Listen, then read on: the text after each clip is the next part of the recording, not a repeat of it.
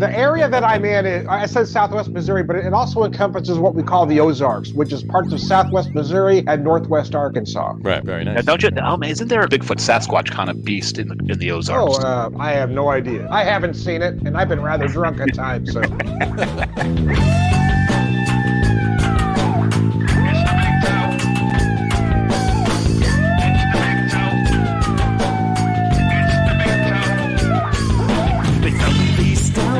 Maple syrup dripping from his fake roll. Who did he see when he heard who was there? Now it seems that All right, buddy, welcome out to the Log Room. It is Tuesday, March 30th, 2021.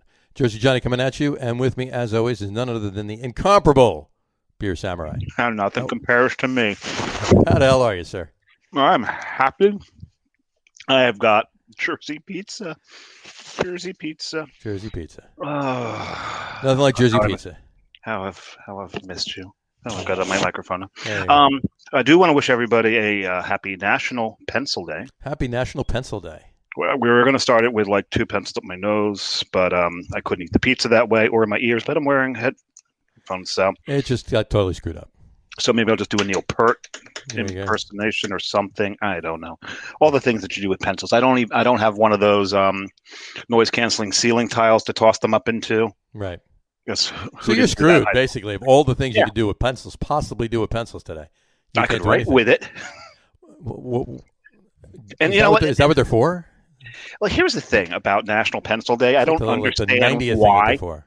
I don't understand why Right. we celebrate it on today's date. Because it's like maybe it's because they couldn't nail down when the pencil was actually invented. Right. Because the modern pencil apparently was invented by somebody in Napoleon's army using graphite. But we celebrate this day because a patent was put out there by Hyman Lipman. Hyman Lipman. I wonder if his nickname was Buster. But sorry. At any rate, he got the patent. What does Buster Lipman mean? I don't understand. I don't get But it. he got the patent in 1858, and it was actually not for the pencil itself. It's for a pencil with an eraser on the end of it. That was what the patent was for. So apparently Hyman made a lot of mistakes and wanted an eraser handy. Gotcha. So Well, there you what go. else? Well, I guess happy they're- National Pencil Day, nonetheless. Happy National Pencil Day. I'm Exactly. going to shut up and need another bite of pizza, and I'm going to need a little bit of beer to drink with this pizza. Well, So let's get the guest in so we can start opening beers. When we bring our guest in, is none other. We've had this man, the myth, the legend, on before. It is none other than Mr. Tom Mulvihill, the beer whisperer. The beer whisperer. I can speak. There he is, right there. Tom Mulvihill, the beer whisperer, the prolific beer drinker, purveyor of wisdom, and all-around good guy. I beat you to it, Tom. Hey, it's always better when somebody else says it. And why don't you say what you need to say? Go ahead. It's like going through all of Daenerys's titles, right? Beginning. Yeah, the Breaker of Chains, the Mother of Dragons. Yeah. I think it's something about a buckaroo or something you needed to say. Or... How do you do, Buck? I always say, how do you do, Buckaroos? How the heck are you? There you go. We're doing swell. Swell today on National Pencil Day. Swell on National. What are we opening? Why don't you open your first beer? No, go ahead, Tom. No, Mr. Mulvihill. Go ahead. Oh, okay. Well, this is a new one, actually. In fact, it's so new from the brewery that they don't even have any information on their website. It looks really old. It says 1842 on it. We were going to talk about seasonals, and this is 1842. It's their small batch series from Springfield Brewing Company. It's a Czech-style Pilsner. There you go. Oh, I love Czech Pilsners. Czech Pils. Would I just have a Czech Pils? I said that in a restaurant the other day when I was finished eating. I said Czech Pils. I mean Czech please. please. That's right. I know. I get them confused. I'm sorry. I was drinking Carton's Bic at Paragon. Oh, were you? Mm-hmm. There you go. I'm not sure that's how that's pronounced. It might be pronounced. You were drinking Carton's Bic at Paragon. Mm-hmm. Tell me that's not a beautiful beer. That is a beautiful pour. That is a gorgeous pour, too, there, Tom. Mm-hmm. I've been around a while. I was poured from a tap at the age of 5, man. Look at that, I'm telling you. Myself included. What are you drinking there, Samurai? Well, because I have not drank one on this show, and it's the beer that it's the first beer I ever sent Tom. Yeah. Tom, do you remember that beer? Yes, I do. I do. Here it is. carton Oh boat. my gosh, yeah. In the proper glassware. In the carton boat glass. So proud. Boat beer in a boat glass. Yeah. A can of boat beer in a boat can glass. A can of boat beer. Can of carton boat beer in a carton boat can glass. It's not easy to I say. think I got it now. I think I got it right. You got it? So there we go. There you go. Look at that. Oh, nice. That's gorgeous. That is one cloudy mofo. So All right.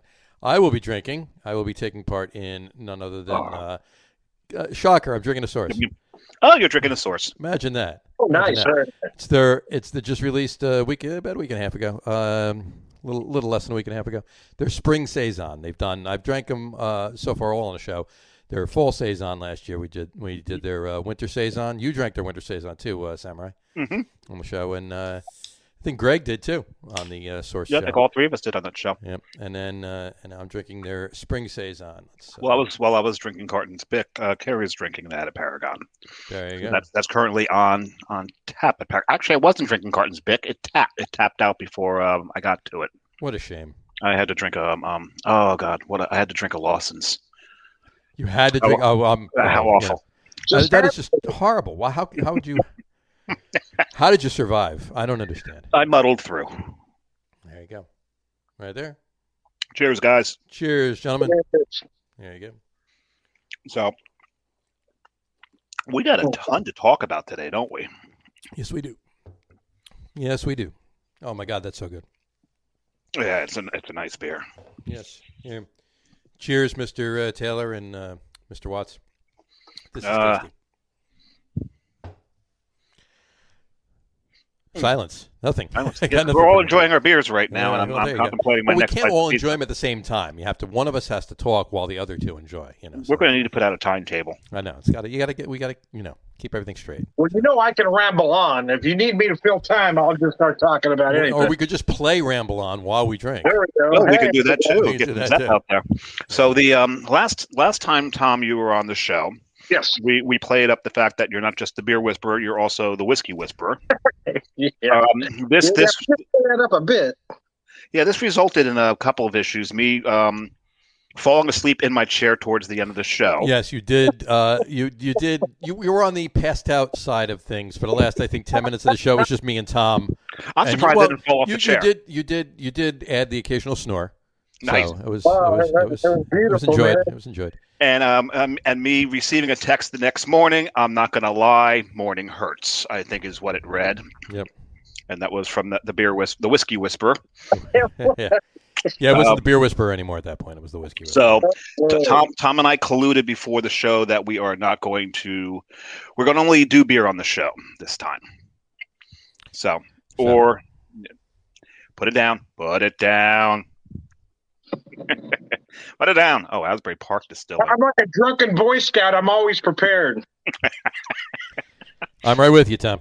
Right with you. Oh, we got a couple comments, by the way. Here we go. Brian, our producer extraordinaire, says, "Cheers, Whisper, Samurai, and myself." Hey, Brian. Cheers, Brian. Cheers. I'm going to be through this in like 3 minutes. We keep this up. Mm-hmm. Oh, hell, I'm already done, man. Yeah, exactly. Yeah, look, I've got that much left. There you go. And he also said, for a change, I'm drinking a source that he's had too. Yes. Mixing it up.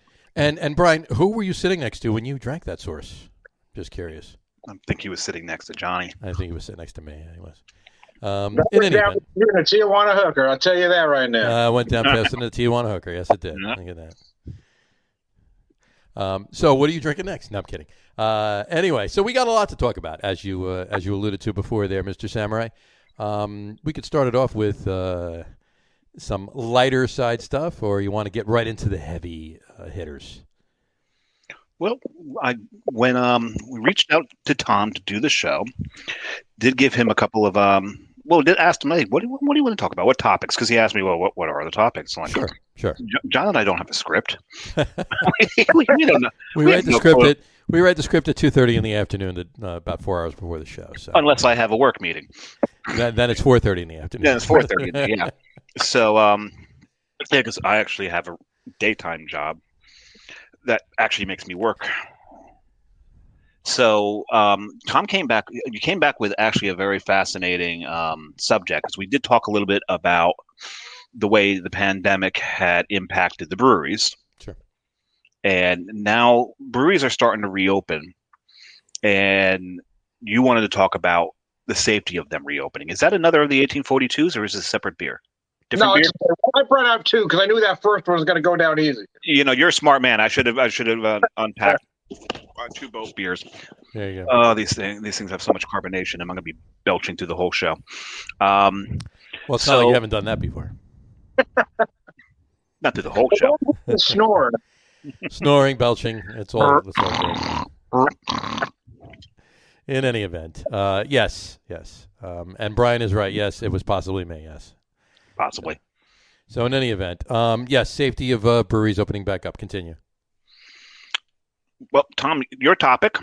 Lead us off. Yeah, I wasn't sure what direction you guys wanted to go, but yeah, we kind of alluded to how difficult it was for the breweries last time I was on here. Mm-hmm. I didn't know if you guys wanted to get into, and the funny thing is, it's different in every part of the country. Some parts haven't been open. Missouri, we were down for about 6 weeks, and everything's been open at about half capacity, but we're probably about a month away before we start becoming the Wild West out here. Is that right? Really? Yeah. Well, okay. I'm going to try to say this without entering politics into it. Is that we are in a state where that they want everything opened at full capacity again. So I think we're probably about a month away from that happening. Gotcha. Here in Jersey, we're at 50% capacity right now, and I'm going to go out on a limb and say it's probably going to be about 6 years from now until we're at full capacity. We'll see. But in any event, no, God forbid. I hope not. But no, it's basically, my sarcasm wit about me.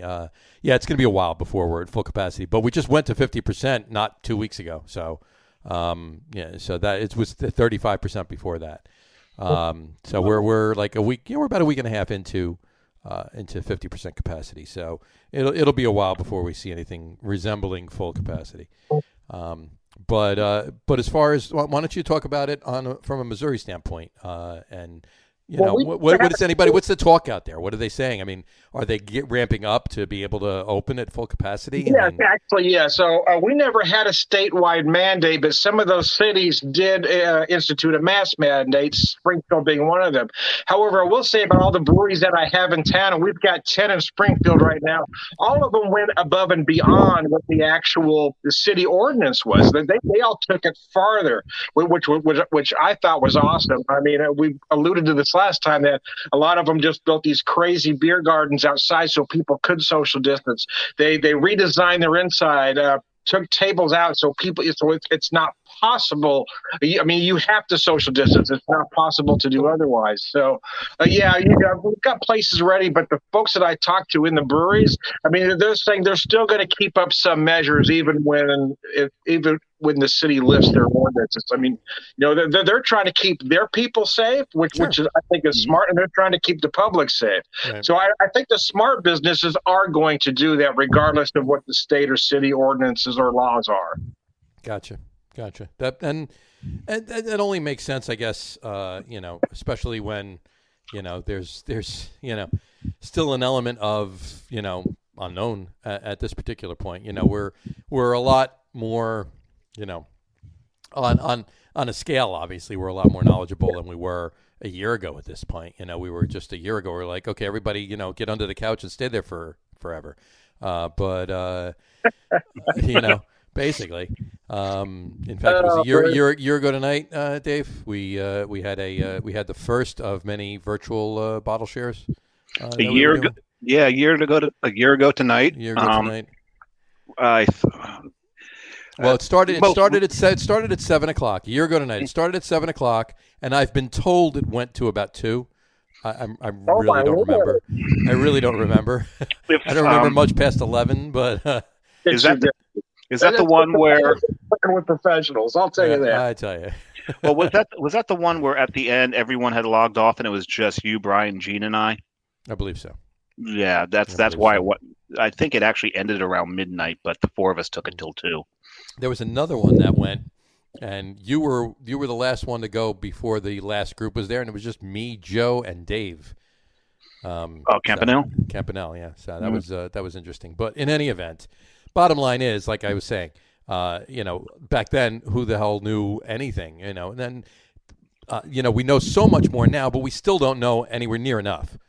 Is my point. So, for the breweries to do that, still, the state's opening back up, wants full capacity, but yet the breweries are still going to, tread lightly and do the things that are going to make everybody safe as far as they're concerned.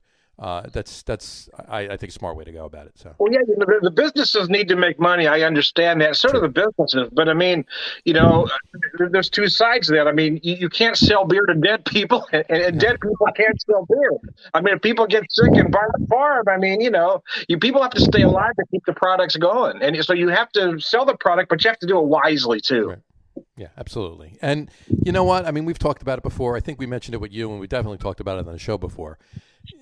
Breweries the ones that have reinvented themselves to some degree anyway throughout this whole process, they're actually seeing some, and not all, and I won't blow smoke, but some of them are actually seeing better numbers than they have as far as distro goes.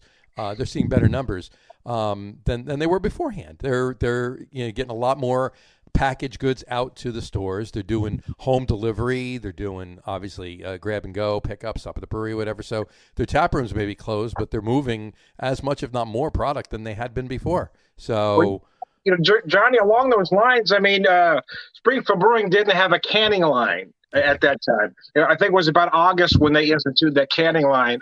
We've got other breweries in town.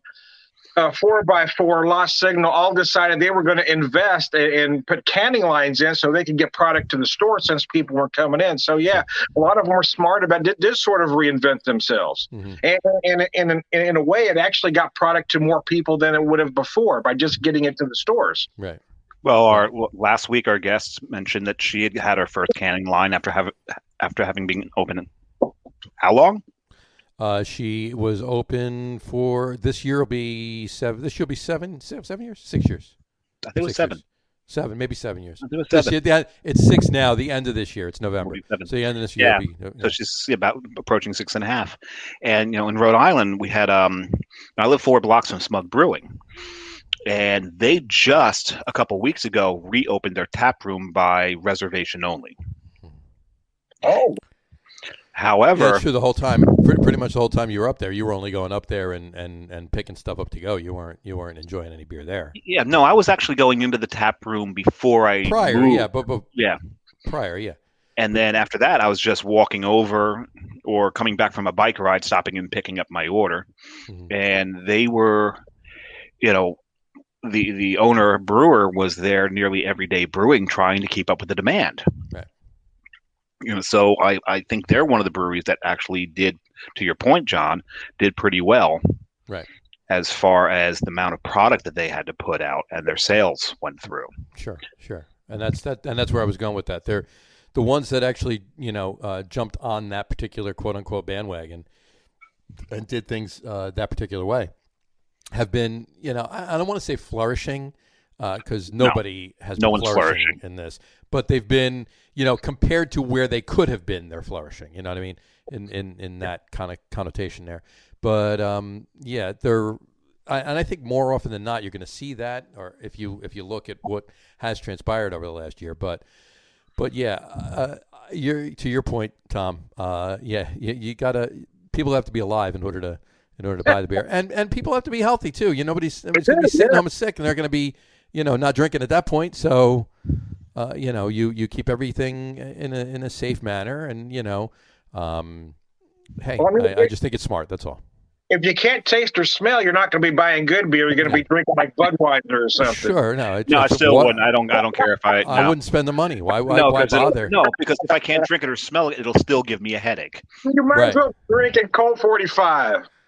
There you go. There you go. More bang for your buck, right there. Right. Exactly.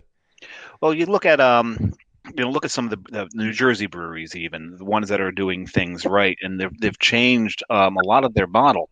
Like I was up at Zigmeister, right? You still got the beer garden, but the interior and the exterior, there's no longer the picnic tables. Right. he's got those all in storage, and he's got some picnic tables out there. He's got some barrel tops. The smaller picnic tables for four tops are fine. That's it. He's not he's not having the long picnic tables where it's 4 or 5 different parties sitting at one, and it's 18 people long. And no, they're all out. So it's the small 4 tops and then 2 tops on the barrels.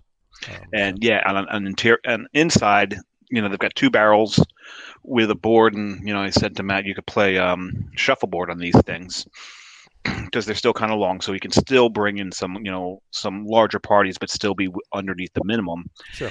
And his staff does a fantastic job of making sure that even the line to get in is controlled. Right. I mean, there was quite often when I was there last, we could hear Bree yelling at people, no, you got to stay outside. We'll call you in.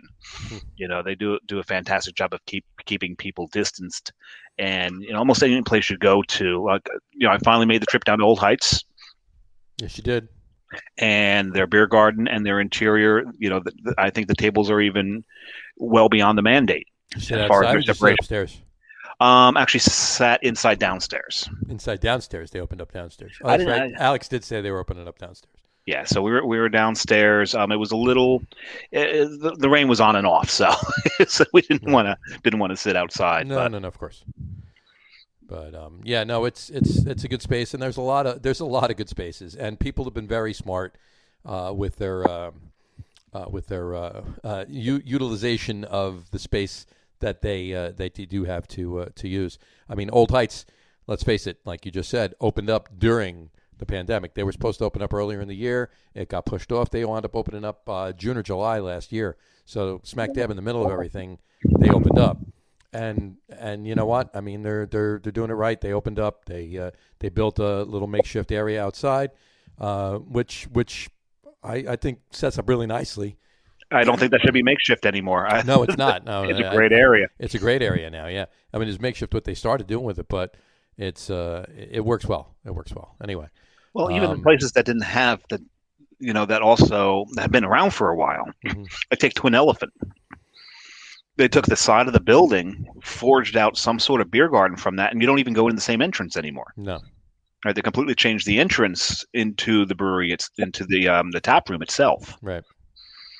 So they really pivoted as far as, oh my God, I just used one of the business terms that they use during meetings.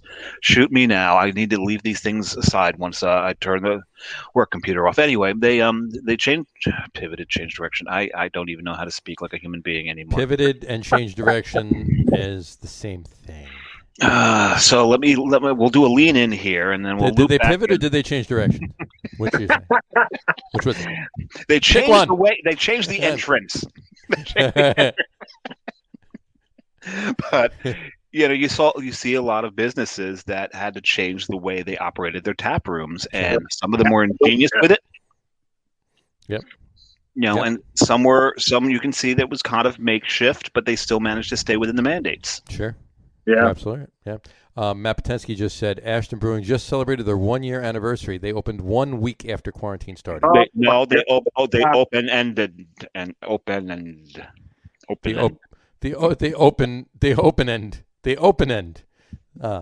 There's Matt's. There's Matt's. What did you call them? What do you call them? Sasquatch fingers. Sasquatch fingers. That's what he called them. We will call them Matt's Sasquatch fingers. Matt Sasquatch fingers Potensky. There he is. They opened a week after quarantine started. There you go. So no, he spelled started right. I was just kidding. We will forever make fun of his typos. Absolutely. GD it, yes. Hey, man, I'm not making fun of you. There you go. No, we will, though. We've got that covered. So, in any event, I mean, there were a lot of breweries. There was a couple up by you that opened. Mark opened 6-pack during quarantine. Hopefully we'll be able to get Mark on the show soon. I've got to reach back out to him. I will be up there in July and plan on stopping by to say hello because, man, we need more Elliot. That is such a fantastic beer. Oh, yeah. Yep. Well, that's that was actually almost an open tonight too, but it will be in the near future. You'll hear it. It's pretty good. But in any event, I used the one tonight because it was actually one that Tom was on as well, but it was just Tom laughing at you. But but the best part of it is, then Sasquatch Fingers comes on. Then Sasquatch Fingers. Then you have Sasquatch Fingers. No, anyway. But in any event, yeah. Well, you know what? Here, I'll just wrap it up by saying, here's to any of the breweries that are. I'm out of beer. Well, no, hold that thought. Should I go get another boat or open my next beer? Just open your next beer. You can do whatever you want. I'm just going to do. You don't have to cheers with me. I'm just saying. I know I need to cheers with you. If you're going to cheers, all right. Well, then we'll wait. I'm opening his I will too. just hold this glass up here, like this. Freeze frame as if your screen froze. All right. Is that a? What is that? Oh, is that another SBC? It's okay. For some reason, I looked at it really quick and I thought it said CBC. I was like, Cambridge Brewing Company.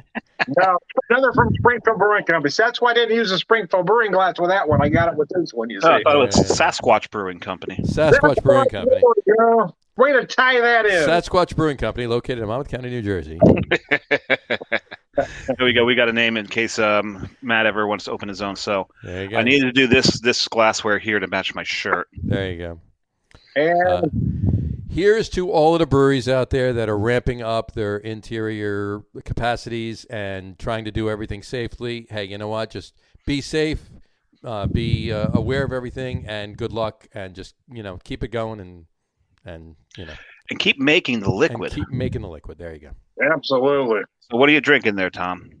So I opened the Springfield Brewing Company's flagship IPA called Green Ghost. Basically, I mean, it has some West Coast sensibilities, but it's not quite a West Coast. We call this beer around here a Midwest Coast IPA. It has a lot of mellow notes along with some, the tropical fruit and citrus that you expect. West Coast sensibilities. I like that. I got a question. Where exactly is the Midwest Coast located? Well, I've got a pond right over here. All right, there you go. I got a pool and a pond. A pond would be good for you. Natural spring. Yeah. The Midwest Coast IPA. Hey, I didn't invent it. I'm just telling you. Of course. Maddox actually just said there's already a Sasquatch Brewing Company in Portland, Oregon. In Portland. Well, you know what? Is it anywhere near Portland? No, that's on the Midwest coast of Portland. Yeah, it's in the Midwest coast of Oregon. Oregon, yeah. There you go. Oh, Matt, I'm sorry. We love you, buddy. So I've got myself a. What are you drinking? This is Barrel Souls. This is one of the dark matters. Very nice. And dark does matter. And let's see, it is 11. Anyway. Yeah, it's 11.5% Imperial Stout, aged in Heaven Hill bourbon barrel. So, nice. Wow! Oh my goodness! Nice. Look at you. So even though I said no whiskey, this is the way to get some whiskey into this show. And you're drinking that second. Or there's another way. I'm drinking this one second. Yeah, I don't know what. There's a reason I'm saving the other one for third. Okay. All right. Well, I'm sure you'll have a reason. I'm sure it'll be valid. Let's put it that way. Tom, I will not restrain you from pouring yourself a drink. I would like to point one thing out. Okay. Dave and I normally wear just T-shirts on the show. T-shirts, beer T-shirts. Oh, yeah, I noticed that when he came on as well. We wear these shirts when Tom comes on the show because Tom always wears them, and now he's not wearing one today. Yeah. Thanks, Tom. I just grabbed the teaser. Yeah, left it's hanging. I thought I'd be a fanboy today and wear my Springfield Mug Club shirt, but yeah. There you go. Well, you could wear your outer shirt and still see the Mug Club. There you go. Anyway. So John's wearing his because opening day of baseball season's coming opening day of baseball season is less than 48 hours away. It's Tuesday. It's Thursday. It's Tuesday now. I'm a baseball junkie. It's Thursday. I cannot wait. Are you a Cardinals fan there? Well, see, I grew up in Southern California, so I'm a lifelong Dodger fan. I got you. So, weren't you old enough that they were in Brooklyn at the time? Well, I'm not quite that old, but yeah, no, I do. You are so mean. Well, yeah. So I grew up during the Garvin Lopes Russell State era, but I actually go farther back to West Parker, Maury Wells. Hey, I got to take advantage of it when there's someone on the show older than me. Exactly. Yeah, but he's what, a year older than you? I was named after great pitcher Tommy John. I was named after Tommy John. So it was a surgery. There you go. So you got that in common. There you go. So you got that going for you. Anyway. He had 297 career wins, and he's not in the Hall of Fame. And he's not in the Hall of Fame. Man. With all They the named assholes in the Hall of Fame, put Tommy John in, you some bitches. Well, anyway, I wore this shirt because we actually got these shirts. These were a giveaway at Citi Field at a Mets game. The last time we were there. The last time I was there, the last time we were there, and here we go. Here's a picture.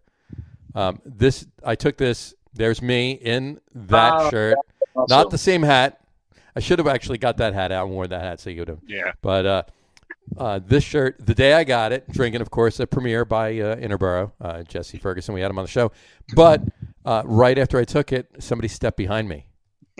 And there we go. Oh, who's that guy? That clean-shaven man. Samurai. What the hell's that? Oh my goodness, what happened? That was pre-COVID, huh? It was pre-COVID. Definitely pre-COVID. He's like coming out of my shoulder there. Before COVID either. I just started growing the hair.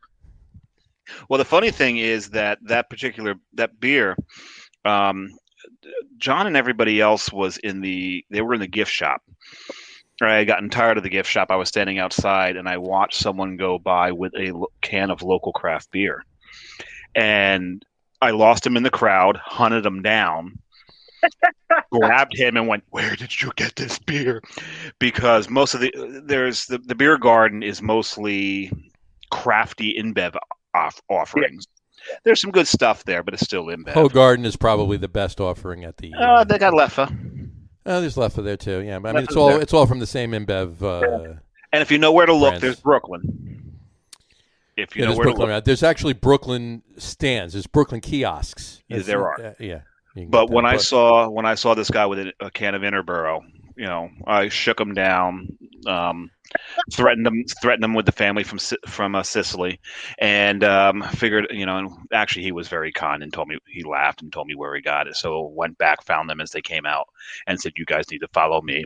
Found out that Johnny already knew there was craft beer there, so I yelled at him and go like, "You withheld information." Well, I was busy. I was in the gift shop. I was looking at jerseys and hats. I mean, what'd you expect me to do? And that's about 60% of John's travel time. There you go. Jersey Exactly. and hats. In any event, they have all over Citi Field. There's a bunch of them all over Citi Field. They're called Big Apple Brews, and it's all local craft cans, all locally brewed craft cans. So. But we're really happy to be drinking Interborough while watching our Mets lose. They didn't. No, they won. They won that game. And that's right, because that broke my streak. Yep, they won that game. And the funny thing about that is, if you've paid attention to the sports podcast, and obviously it's been going on, it's been a theme throughout Mets spring training news, if you will. Going back and forth with Luis Guillorme, he's been dynamite as far as defense goes. His bat's coming around, and everybody's saying he should start over J.D. Davis, whatever. That's the debate for another day. But the bottom line is Luis Guillorme, right? Luis Guillorme's stats: he has hit one major league home run in his career. That was the day Dave and I were at the game. Was it? Yeah. It's like, where is this going? Because all I care about is, does the man drink? Exactly. But it was that game. It was the day we got these shirts. And now that shirt, I would have worn that shirt as well. John wanted me to wear the shirt. Unfortunately, I had sent it out to a service and had cut a square out of it, and it is now in a memory quilt. There you go. Oh, nice. That's awesome, actually. Yeah. Yeah. So not only does it represent the Mets, it represents that day and being out with friends. Sure. See, that's just brilliant. Yeah. Absolutely. Right, because guys can't be sentimental. Yeah, guys can be. So absolutely. Johnny and Jess, Natalie was with us. Natalie was there, and so were the John Donovan. Yep, John Donovan. Yep. And John, if you're watching, cheers, buddy. Cheers, John. If you're watching. I don't know you, John, but cheers anyway. There you go. Yeah, he's watched the show every now and then. Sometimes he surprises us in comments. Matt Potensky just wants to say, Dave will know this. What's a Hawaiian shirt called in Hawaii? That is referred to as an aloha shirt. Aloha shirt. I thought it was just going to be a shirt. No. It's actually an aloha shirt, and the thing about Hawaiian shirts coming to the United States is the Hawaiian shirt is responsible for Casual Fridays. Really? Okay. Yes. So what had happened is, right around 1950, when Hawaii became a state, there was a lot of American businesses there. So they went full bore when it became a state. And so you had a lot of there you go. That's it. Nailed it. There you go. So a lot of the execs, would go there And the Hawaiian natives, the people who lived in Hawaii, not just the natives, but the people who lived in Hawaii, but especially the natives, they were afraid because of all of the, wearing suits and all that they would lose their culture while at work. Right. So they talked them into allowing them to wear their aloha shirts on Fridays. And so the execs got on board with it. They had more toned down ones. There's something called a reverse print Hawaiian shirt. And a lot of the Americans that were afraid of all these bright colors, they wore those. I actually own one of those. And when they went back to the States, usually the West Coast or the Midwest Coast, they would, on Friday, they introduced this concept to them on Fridays. This became Casual Friday. So anytime you see someone in a Hawaiian shirt, and some people don't like them, pay homage, because the Hawaiian shirts, the Aloha shirt, is responsible for Casual Fridays. I did not know that. That's awesome knowledge. And I got to tell you, the Midwest Coast is just really nice this time of year. It is. It really is. Well, I've got like about, I think it's like 35 vintage Hawaiian shirts. Nice. Yeah, that's a story for another day. Yeah, I'm working on building my collection back up. I had about a dozen, but I have two now. So two. And one is a thin polyester. One is a thin polyester handout from Actually, I have about four now. I have, including this one, I have four. Tom, do you own any Aloha shirts? I have. Well, you've seen some of my. Yeah. Yeah, we have seen some of them, actually. Yes, absolutely. If you pay attention, so I've had several that I've outgrown or wore out, but I still have a handful. Well, if anybody wants to see some of his Hawaiian shirts, check on friend Tom on Facebook. Find him on Facebook, or go to the Beer Whisperer and Friends group. Tom Mulvihill. I think Tom's going to go break the seal or something. I think he's going to get a shirt. Oh, he's going to go get a shirt. But or both. Maybe he's killing two birds with one stone. So, two nenes with one stone. Two nenes with one stone? The nene is a goose, which is the state bird of Hawaii, which appears on some of the Hawaiian shirts, as a matter of fact. So a nene, and how's it spelled? N-E-N-E, not the whip. It's not N-A-E, N-A, no. It's not that? So in other words, like the source beer, watch me nene? Yeah, no, that's there not it. Is. There we go. Thank you. I apologize for letting you all down. So the watch me the source beer, watch me nene. It's not watch me goose. It's not. No, it has nothing to do with the state bird of Hawaii, the nene. Gotcha. Speaking of the Midwest Coast, Matt also said he had a Midwest Coast IPA in Denver, in a Denver brewery recently. Apparently, it is a thing. His apostrophe in "it's" is missing. Back me up, man. That's why I said it is. Did you hear did you kind of catch where I went with that? You corrected Apparently, it is a thing. Punctuation. Right. Let's let that go by. I mean, that's not Sasquatch fingers. He just everything is spelled correctly. It's punctuation. When you're commenting on Facebook, who cares about punctuation? But as I was saying, if you want to see more of Tom's garb, right? The Beer Whisperer. You go live almost every single day on Facebook, don't you? Well, no. Actually, I only go live on Fridays. And Saturdays. I get notifications of you going live quite often. Well, no. Well, a lot of them. So I put out videos all through the week, but actually, my live videos I only do Fridays and Saturdays. Oh, gotcha. Occasionally on Sundays, but mostly just Friday and Saturday, because I can't drink and go to work the next day very often anymore. We noticed that last time you were on the show. But you made it to work. I didn't.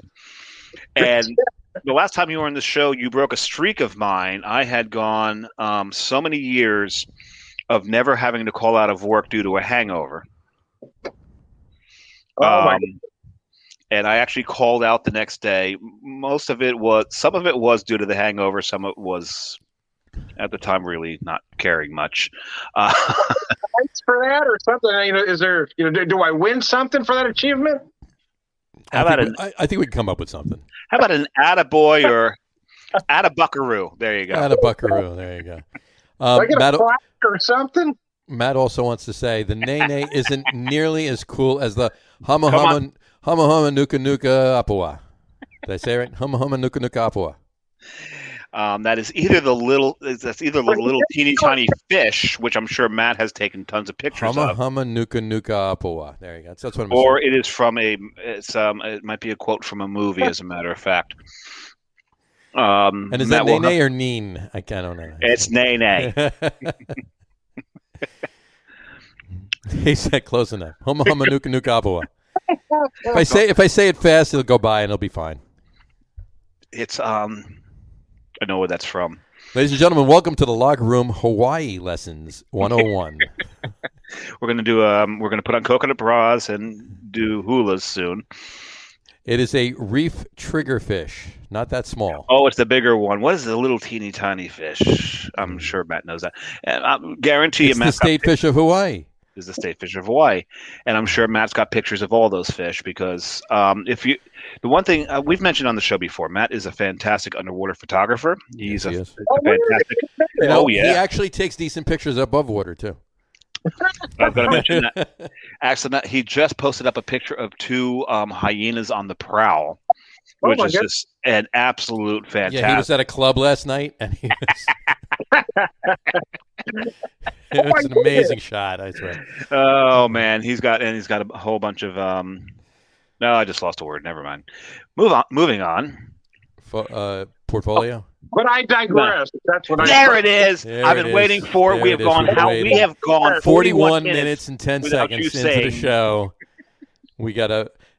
But I digress. By the way, I've beaten you. I've said it at least 5 times per show over the last maybe month. You have ruined this man. He has used this phrase quite often, and every time he does, I'm like, "You're not allowed to say that. That's Tom's phrase." That's funny. Well, Johnny. Thanks, I appreciate it. I'm going to use it often, and my new phrase is going to be huma huma nuka nuka apua. Yeah, exactly. Something like that. But that's what I was going with. That and is, I'm going to be eating poi while I say it. Anyway. Poi from the taro root. Nice. Yeah. And I'm sure the Matt's got quite a few great pictures of cougars as well. That's where I was going. That's where I was going. Yeah, that's where I was going. There you go. What's that? Only the wild ones. Only the wild ones. Yeah. The ones in the cheetah prints. Exactly. So, all right. Lipstick. Oh my goodness. Another thing popped up to Dave and I. It was yesterday, day before. The thing that Carrie sent me. Sure. So this was maybe you sent it to me. I don't know who sent it to you. So this was part of we're going to put this in industry news, right? Sure. Why not? We can do. You love your banners. Throw your banner. We don't need the banners. We don't need no stinking banners. We don't need no banners. There we go. Here. Is that better? Make you feel better? There we go. Now I feel better. Now we can make this an official part of the show. And this was and I don't know. I don't think did I prepare. Did I prepare you? Yeah, I think I prepared you for this, Tom. The what's going on in Mexico? Oh yeah. You mentioned that to me. I wasn't aware. Yeah, so I'm going to try to get the Mexican president's name right here.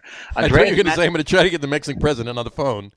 That'd be awesome, wouldn't it? Let's get him on the program. Let's get him on the. I'm sure we could probably. Well, I do know that the president of Mexico isn't Manuel Labor. No, it is, but Manuel is in his name.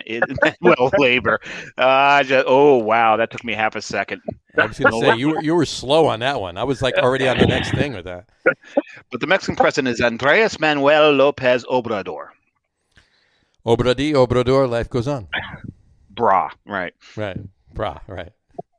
Anyway. So what he's trying to do is they were going to open a $1.9 million brewery up in the north of Mexico. Mm-hmm. His issue with that is that section of Mexico is in drought. It's very dry. Anybody who's watched the spaghetti westerns knows that it's a very dry area, especially Magnificent Seven, right?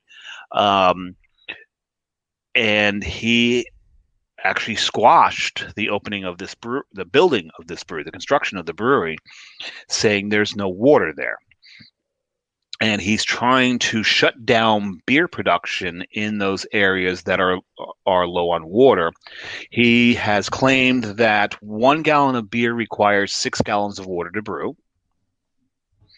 And then they took it even further, saying the irrigation needed to grow the ingredients for beer, which aren't grown in Mexico anyway, so I don't get this. requires an additional 4 gallons. So he's saying 10 gallons of water is used to brew 1 gallon of beer. He's also attacked the milk industry in the North. Because of all the lactose beers that they're going to be making? Or? Yeah, and next week we have Scott all Wells from Florida. All the milkshake stouts that are making down in Mexico these days. That Corona, strawberry Corona milkshake. Corona milkshake. There we go. So he's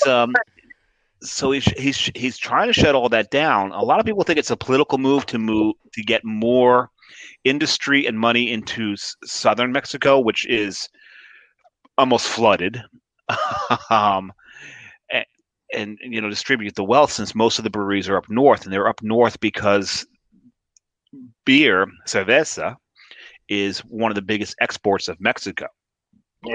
But into the United States, so they want to be near that more northern border. Mm-hmm. He's trying to shift down to the south a little bit more. So thoughts, guys? I don't know. I don't know what to say about that. I mean, specifically speaking about that, I don't know. I mean, if a business is going to be opening up, I mean, I'm getting out of Mexico just in speaking in general. If a business is going to open up, if you dig deep, you could find 30 different reasons why that particular business shouldn't open up because of something else that's happening, whether it be political or sociological or whatever it might be, or pandemical, or whatever it may be. Is that a word? How many? Why not? It is now. It is now. If nose feels a word, pandemical is a word. All right.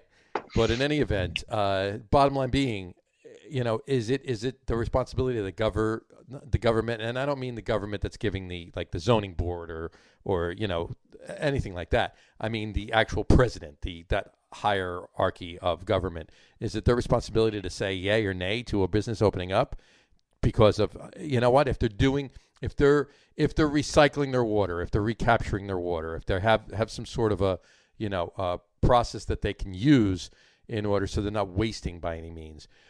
But the other fact of the matter is, if they're going to get their water from somewhere else, let's say they're going to truck their water in, or whatever, from the south that's flooded. Sure, why not? I don't particularly think. I think that's more of a political move than it is an environmental move. That's my particular take on it. But let's hear Tom's. Tom, what do you think? Yeah, it does feel like a political move, but of course, I don't know all the details why it was, why the idea was squashed. There's probably more to the story than we know, but I mean, if you're trying to put businesses in an area that doesn't have a lot, I think I think it's dangerous not to allow those businesses to open. Yeah, I agree. One of the first things that went through my head when I read that, being one of those dorky ass useless history majors, was that usually in times of plague, pandemic, shortage, beer actually became preferable over water because it didn't carry the microbes. Mm-hmm. So it's funny that during a pandemic now we're actually squashing beer in favor of water. Because one of my favorite quotes, and a lot of people have heard me say this, is in beer there is strength, in wine there is wisdom, in water there is bacteria, right? Yeah. You guys have heard that one. Yeah. So in this case, we've gone the other direction, and so I've got to agree with John. This is it sounds more like a political move. It does, yeah. Than talking about the waste of water, because I don't know that Mexico has ever in its history been overly concerned about waste of resources. Well, I think you have to look at the possibility that the reason isn't the water. That's the excuse he's using. I think you have to look at the possibility that the major breweries don't want these other breweries to happen, because we've seen it happen here with the big guys and craft breweries here. Well, actually, no, and I'll, not to gainsay you on this, but here's the thing: in Mexico, Constellation has consolidated the two major breweries there, right? So Grupo Modelo and Corona are now under one header under Constellation. And Yeah. Constellation, Mexico does not have the antitrust laws that we have. Oh, okay. I got you. So Constellation is actually a political force in Mexico. They buy up all of the licenses in Mexico. And if someone wants to open, they have to buy a license from them and then promise to only carry their beers. Information. So craft beer is almost an underground industry in Mexico. So it's really difficult to open a brewery that's not owned by either Grupo Modelo or Corona. Right. In Mexico. So I don't know that is the case so much there. I really think this is more. And one thing that occurred to me is I wonder if this is the Mexican president railing against how the previous administration undercut NAFTA. Well, yeah. Right? Because this is imports and this is, let's face it. A good chunk of this country, a larger chunk of this country are different than the three of us sitting here. They're going to shove a piece of lime into a bottle of Corona, and then pull that lime out so they can drink it. And I don't know what the hell they do with the lime because the lime is completely. They don't pull the lime out. They stick the lime in all the way through the bottle. Yeah, that's right. They push it in. That's right. They hold their thumb over the top of the bottle, turn it upside down. That whole ritual, that absolutely let it spit out a little bit, and boom, drink the beer. There you go. So they don't put the lime in the coconut and shake it all up. No. They put the lime in the Corona. Exactly. They put the lime in the Corona and shake it all up. Exactly. I wonder if that's where they actually got it from. It's from the old song. Who knows? Maybe. My favorite version of that was on the Muppet Show. It's true. That was good. Matt Patensky said the beer cartel. That's what he said. Yeah. He's not kidding. You know that's what? Not even ironic. That's not sarcastic. That is absolute truth. Yeah, it is. It is when you think about it. But here's the thing, though. Here's the thing. Here's the thing right here. Where you started to go with that. I think that's maybe looking into it too much, because the bottom line is whatever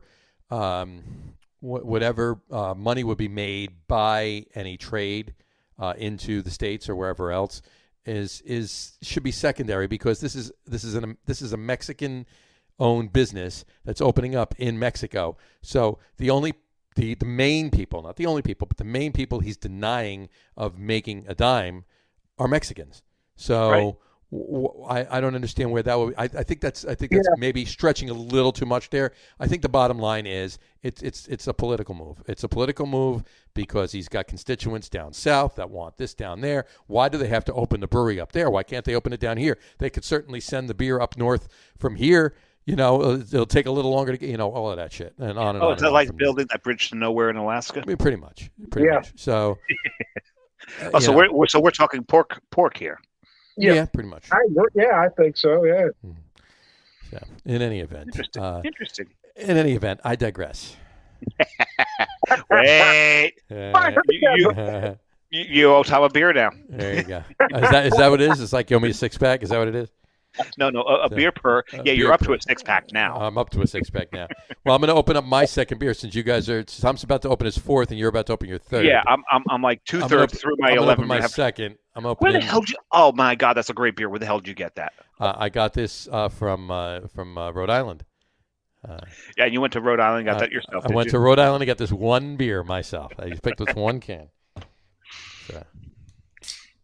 This is a very, very interesting beer. I'm really curious as to your reaction to this beer.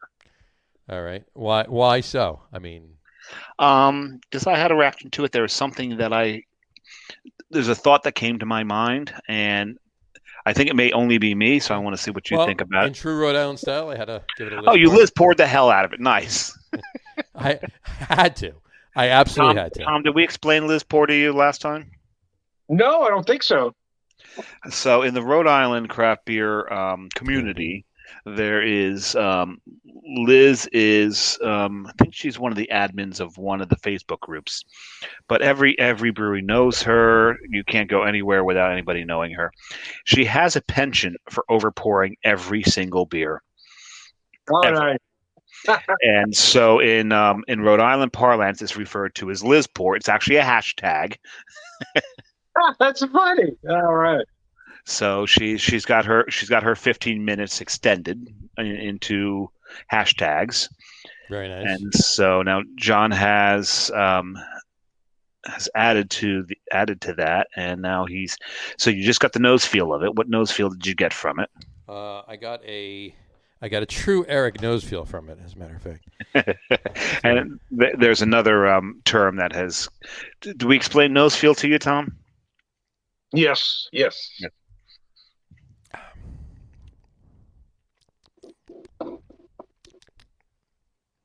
It's dry.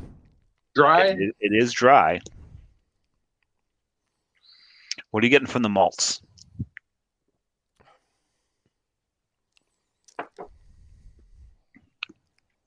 It's dry. It's a desert beer. It's good. Well, they do have a beer called Cactus, by the way. Really? How about that? Tastes more like tequila. No, it's a straight up. It's an IPA. Gotcha. This is good. This is good. I like this. It's juicy without being juicy. It's okay. It's juicy free. It's juicy. It's juicy. Yeah. It's juicy. It's just like this show being whiskey free. There you go.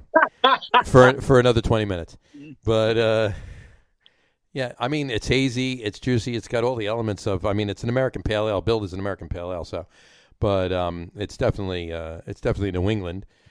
You want to call it New England? You want to call it a New England Pale Ale as opposed to New England IPA? Knock yourself out. Oh, did you just create a new style? God, New England Pale Ale. Hey, you know what? We try on the show. We try. Since the style came out that they're not IPAs, they are pale ales. They're not really IPAs. They're not IPAs. Yeah. There's the amount of hops in the beer are only in the dry hopping anyway. So what the hell's the difference?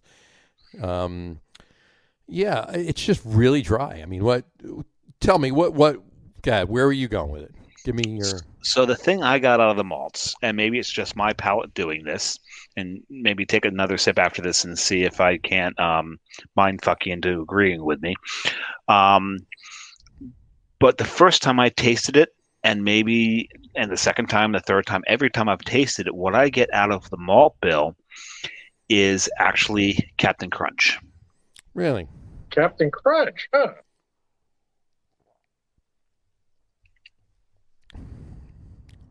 Let's see what he thinks, and probably not. It's just might be what my palate gets out of it. You suck a little bit, and I'm getting it now. Yeah, I made mine fucked on that, but there's a cereal character to the malt bill. Yeah, it's a cereal thing. It's a cereal, and I mean, it's not like there's any peanut butter in it or anything like that. No, not that one, but the straight up Captain. The original Captain Well, but it's still that straight up Captain Crunch still has. It's not a actual peanut butter, but it's that. There's a sweetness to it. The sweetness to it. And there's a coating the inside of your mouth to the point of ripping it to shreds. But sometimes that's the texture of the cereal itself. But the cereal character of this beer, to me, reminded me of Captain Crunch in the fact that it's a little on the, very much like Tom, on the corny side. Interesting. I resemble that remark. John Stepakura says, "Captain Crunch, does the roof of your mouth bleed?" So he knows what I'm talking about. There you go. He absolutely knows what I'm talking about. There you go. Captain Crunch will rip the roof of your mouth to shreds. Yeah, oh yeah, please. And it's John. It's actually happening a little bit right now, so he's not too far off. No, I'm kidding. This beer's actually pretty good. And Matt Potensky just timed in contentiously juicy. And everything is spelt correctly. And it is perfect, Matt. Good job. Awesome. That might be his first comment ever. No, he's had plenty. No, he's had it probably. He had a couple before here. This one was spelt perfectly. Right there. He didn't misspell that whatsoever. But in any that is a beautiful thing, and he punctuated it properly as well. Absolutely, it was perfect. But this is you know you're right. It's a cereal thing. It's a cereal. Yep. It's definitely from the malt bill. I'd like to know what they used in the malt bill at this. So would I. I will be there in July, and I may have to ask them if they have it on tap. There's a little bit of a sweetness to it, just a little bit, but a dry it's more sweetness. It's a dry, yeah, a dry sweetness. There you Dry go. makes no sense. That is contradictory, but Right. you have to taste the beer to understand Really, why it contradicts itself. And as soon as you swallow, as soon as it's gone, there's a coating. And no, John, Like it's Captain not. Crunch. It's not making the roof of my mouth bleed, but it feels it evokes that memory of here it comes, but it's not. Of like that what Captain Crunch does to the milk, right? Yeah. Right. Exactly. This is, and Matt said, which is interesting since most cereal is very sweet, and you thought it was dry. Which is exactly what we're talking about Right. here. Well, Captain Crunch is very dry if you don't put any milk on it. So there you go. Well, it can be sweet and dry, sure. It could be why sweet not? and dry. Yeah. Depends on how you look at it. Juicy and Or dry. eat it. It can be sweet and dry. Some rosés So are is that sweet and dry. semi-sweet or semi-dry? Which is it? No, it's sweet and dry. Sweet There's and no dry. semi. No semi. No, there's no 18-wheeler involved here. No semis. All right. Okay. So, So you so had I don't have to play Convoy. I don't have to play that song. C.W. McCall. From C.W. McCall. C.W. McCall. There you go. Oh, yeah. Wolf Creek. My favorite song of his was Wolf Creek Pass, by the way. Who was in the movie? Chris Christopherson. And What was her? Ally McGraw. Yeah. Franklin and John.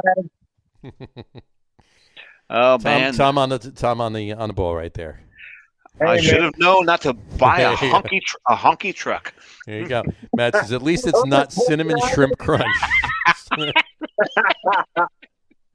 Oh man, Matt getting topical. All right. Well, you know what? Think about that because I have another topic we need to move on to. Yes, you brought something up to me Okay. earlier. This Tom does not know about this one, so it's going to be really interesting to see his. And Matt's comment right here is actually a perfect way to segue into it. Cinnamon shrimp crunch. Okay. How far? And I'm not saying I agree or disagree or where I sit with this. I'm just curious as to your thoughts. How far are we going in the States or pretty much anywhere at this point? I mean, you know what Omnipolo's doing over in Europe. How far? There's some interesting stuff coming from them. Yeah. How far are we pushing the envelope? I mean, there's a brewery which we Dave and I know the owners and we know the guys that work there and we love the beer. Do we? Huh? We should have them on the show. We should. But I'm speaking about the one that's releasing a beer this Thursday, and I believe it's called Peeped. I could be wrong. They brewed a beer. I won't say the name. I'm not going to give them free advertising. All right, I give them free advertising. Brick City. Brick City. in Little Ferry, Little Ferry, New Jersey. They're releasing a beer called I think it's called Peeped. I believe it's called Peeped. Peeped. I could be wrong, but Peep is in the title of the beer. They brewed it. I believe they brewed it with marshmallow, like liquid marshmallow, or something to that effect. Okay, so it's actually in the brew kettle. In the brew kettle, they brewed it with. They didn't dry hop it with Peeps. And they brewed it with marshmallow. John can tell you right now. My reaction was the Peep dry hopping. Yeah. Right. Yeah, no, it wasn't dry hop. That's happened before. That would make more sense. Dry hop is a general term now. You can dry hop with anything. You dry hop with chocolate. Just throw it in a muslin bag and put it in. Yeah. Well, one of the first non-hops dry hopping I heard of was Cosmonaut, right? Right. Dry hopped with astronaut ice cream. Right. Right. Exactly. But this one, my first reaction when John told me this was, how long did it take them? And are they still cleaning their brew kettle? That CIP must have been days. Yeah. You know. Wow. But in any event, I digress. Now you owe him seven beers. I know. Anyway. So if you're asking me, in my opinion, and I'm a bit of a purist anyway, so if you're asking me, I'm telling you, craft beer has not only jumped the shark, they have jumped the megalodon. I mean, we've got way past what we ought to do. And every time I say something to somebody, some hipster with gauged ears and a neck beard wants to tell me, well, why can't you just let us have fun with the beer? Because you're not brewing beer anymore, man. Go take a shower, scrub your fingernails, and then come talk to me. I'm gonna play devil's advocate here. First of all, this is America, and we do everything bigger, stronger, and bolder. Right? We took the Imperial Stout, which was brewed in England for the Tsars in Russia, and was brewed bigger so that it would get there and survive the trip by sail. Yeah. Right? Before all this nuclear power came around and irradiated us all. But Americans got their hands on it, and what the hell did we do? We made it bigger, we made it bolder, we made it stronger. We put it in bourbon barrels. We added so much adjunct to this stuff that it doesn't even taste like beer anymore. We took the IPA. The IPA, again, another British invention, and it was again so it would survive a trip to India. So there's more hops in it, was a little higher in alcohol, so it could survive this trip. We took it. We added more hops. We increased the alcohol level even, and we have now put in flaked oats. We've put in lactose. We put in every conceivable frickin' thing that you can think of to get this to an extreme. You think you're playing devil's advocate, but you're actually proving my point. I mean, yeah, I am proving your point here, aren't I? Take that Imperial Stout, put in a bourbon barrel, I'm okay. But now we got to put peanut butter, Alka-Seltzer, chocolate. I think that would be a good move to put Alka-Seltzer in the beer. Alka-Seltzer, that's what we're tossing geritol in. I mean, at what point is enough enough? I mean, we're using yeast from the pubic hair of an Aboriginal pygmy elder at this point. I mean, at what point is enough enough? Well, I mean, come on. That adds just such a nice, clean flavor. I mean, come on. Let's call a spade here. And the thing is, what you're doing here is you're repeating John's question. And this is where we're doing is, where do you set the bar? So John and I were both John wasn't because he had so much stuff going on, but he paid the money for Extreme Beer Fest and wound up not actually being able to make it in. But Extreme Beer Fest, I mean, we're looking at stuff where, I mean, I just pulled up the list of stuff that was on here, and there's we've got a Russian Imperial Stout that's got red miso in it from Jaffa Cerveja area. It's a Brazilian brewery, and John, you didn't listen to the woman talk from that particular brewery that I can't pronounce. I did not. No. Because it's obviously in Brazilian Portuguese, so some of my Portuguese friends can't even pronounce it. They have taken beer to a point where they're throwing so many different flavors into it, and frankly, no offense, Tom, this stuff intrigues me. I want to taste it. Mm-hmm. So this Peeps beer that's out there, am I going to go out and buy a 4-pack? Oh hell no.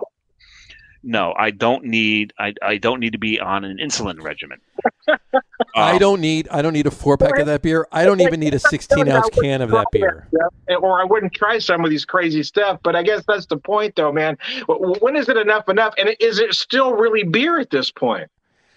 By definition, it is still beer. It's just adjunct to the nth degree. But see, we've got guys like the three of us that may try that stuff, but we're still buying beer that tastes like beer. But now we've got a whole generation of folks that are only buying slushy beers. They're only buying crazy flavors. They don't even know what a beer like this tastes like. Right. And I'll tell you right now, my younger daughter is one of those people. She loves sours. And she loves a particular brewery's milkshakes and milkshake sours that they make and everything else. I won't name the brewery. We'll talk about them next week. But in any event, give it away. Hey, you'll have to tune in next week to find out what I'm talking about. But in any event, whatchamacallit. But and it's not, and I'm not doubting her. I mean, that's her taste buds. That's what she likes. Her boyfriend is, he'll sit with me and we'll drink IPAs and stouts all night. She'll just sit there and have some soda while we're drinking those. But when we bring out the sours, that's when she's sitting down. But in any event, I don't need, to Dave's point, I don't need a 4-pack of that beer. I don't even need one 16-ounce can of that beer. However, I do want to taste it. I do want to taste it. And one sip. Whatever the 10-ounce pour would have probably going to be, and I would order that at the place. Sometimes the right to make fun of it. Right. Oh, absolutely. Don't we all? But sometimes one sip of that beer might be enough. Yeah, you know what I mean? Yeah. So, you know what? Pour me a sip. If I like it, then pour me the rest of my 4-ounce glass. You know what I mean? Right. That kind of a thing. Do what they got And to I'm do. good. Let's throw some comments on this particular topic up here. I mentioned, just to get back to the first one, I mentioned on Nepal or whatever. Matt said drug laws are different in Europe. So, in any event. But then he said here, Matt Patensky says it's a triple IPA Citra with Citra Mosaic and 30% marshmallow cream, no lactose.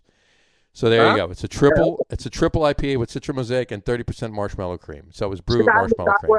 I would have to try that, in all honesty. So there you go. I would have to try it too. But that's the whole thing. I can be very sarcastic. And make no mistake, I did not bring up Brick City's Peeped to make a joke of it or anything else or to dime it out. I just used it as an example to kick off, okay, we're putting marshmallow cream in beer. Where are we going? Where does it stop? And believe me, and that would be a beer, I would try that. And you know what? Especially now that Matt expanded on it and said it's a triple IPA with Citra Mosaic and 30% marshmallow cream, you know what? Maybe I'll have more than a 4-ounce pour. But I still don't think I'm going to get a 4-pack of it unless like the three of us want to split a 4-pack. I'm good with that. But in any event, yeah. And then I'm sorry. Then John Stepakura said it usually all ferments out except for the artificial bits. I guess I would try it once. Yep, I agree there. I agree with that. There's a couple things there. There's a couple more comments, but you're looking at three guys here. And no offense to either of you or myself, we've been in this game for a long time. You know, we remember when Sierra Pale Ale came out and started getting into our regions. We remember when Sam Adams Boston Lager came out. And the one thing we're not like the people who are getting into beer now that are following the trends. They want those New England IPAs. They want those dessert stouts. You know, that's their world. Our world is so much broader because we've been around for so long. But being around for so long, we've gotten to the point where we want to try the things that are different. Right? Exactly. So when you get something like this that comes out, we want to try it.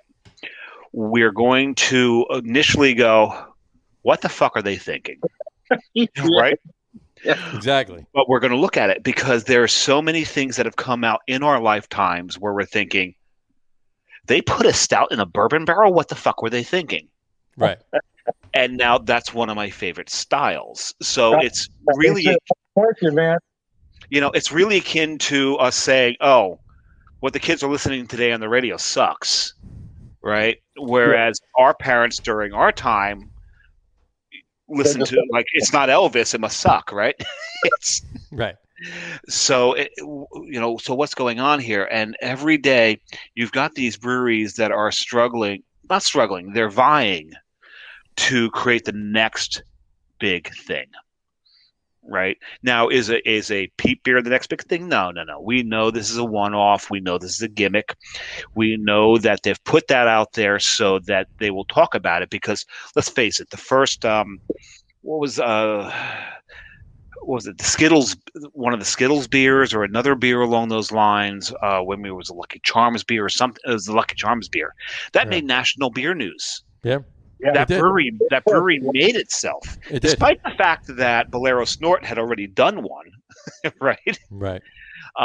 This brewery came around and they sold. Virginia, right? They were in Virginia. Was it Virginia? I thought it was on the Midwest Coast. Midwest Coast. But that's close brewery, enough. The western side of Virginia is close enough to the Midwest Coast. So. But they made a name for themselves by doing this. So a lot of breweries will do something absolutely crazy to get their name out there, right? And who can blame them? No, this is true. This is very true. Let me throw this up really quick. Matt Patensky said, to be fair, it still resembles a beer, and we should check out Magnify's Easter beer. Oof. I'm not. No. There we go. John Stepakura said, Beastie said it best. I like sugar with my coffee and cream. that makes a great stout. That makes it phenomenal. I black coffee. I drink real beer. By golly. There you But go. to John's point, take that and barrel age it, and I'm in. And there you go. And then he also said, I want to try Civet coffee. Oh, that's $400 a pound mountain bean coffee that a cat eats and poops it out. And then some and some sad man finds it, picks it out with his bare hands, and then we brew it and drink it.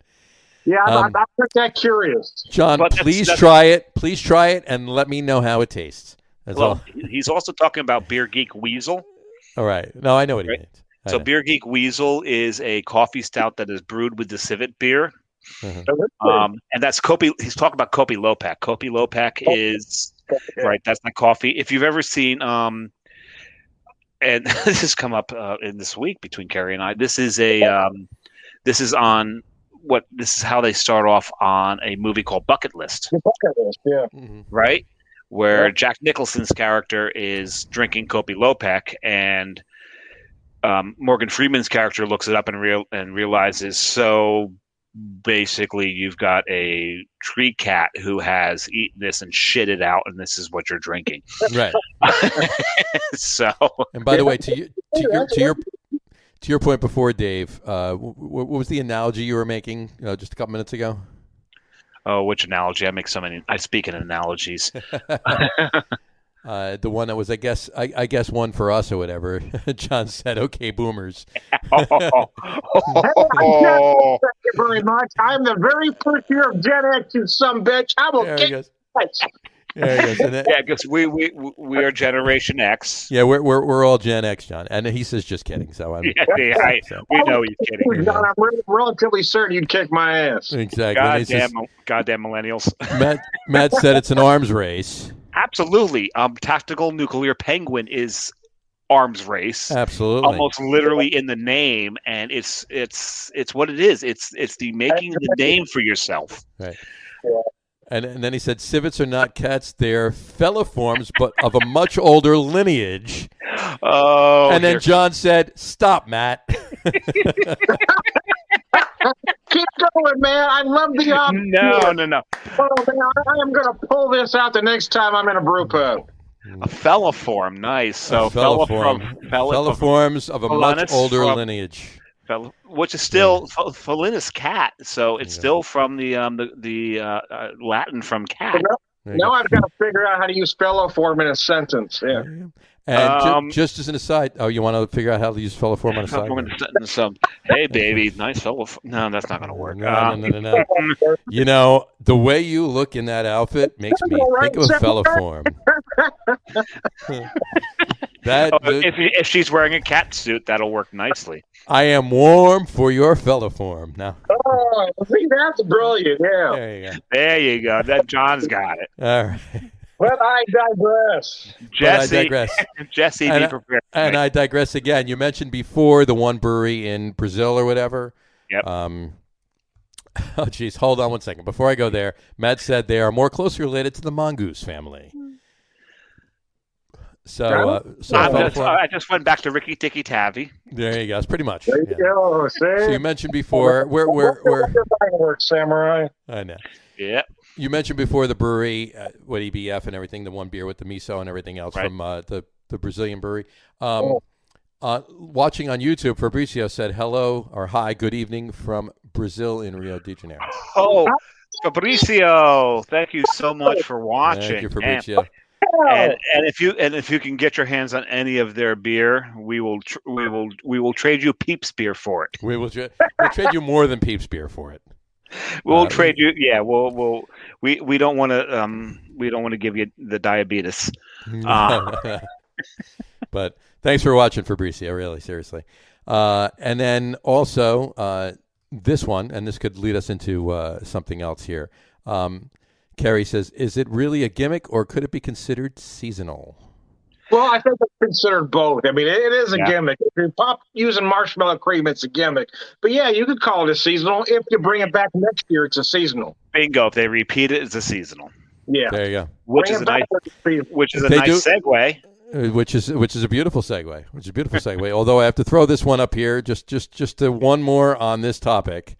John Stevakura says, thoughts on shellfish beer like the oysters or shrimp ones? Well, see, I love oyster stouts. I love the oyster stouts. The shells give a wonderful mouthfeel to the beer. The calcium in it gives it a nice, smooth, silky mouthfeel to it.